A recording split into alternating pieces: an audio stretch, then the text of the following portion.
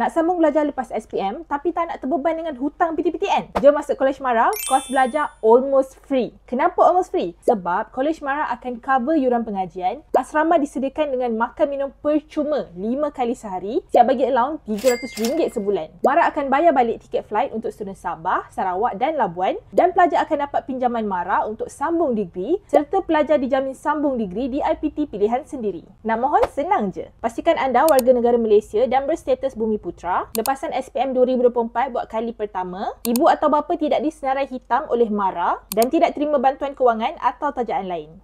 Ada 3 kos yang anda boleh pilih, termasuklah Asasi Perniagaan, Asasi Sains dan Asasi Kejuruteraan dan Teknologi.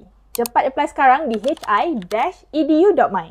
Tarikh tutup 25 Mei 2025 ni tau. Pos untuk tengok tarikh penting yang lain juga. Tag adik, anak saudara atau member lepasan SPM anda, okey? Follow hi-edu.my di semua media platform untuk info kini, sahih dan terperinci setiap hari.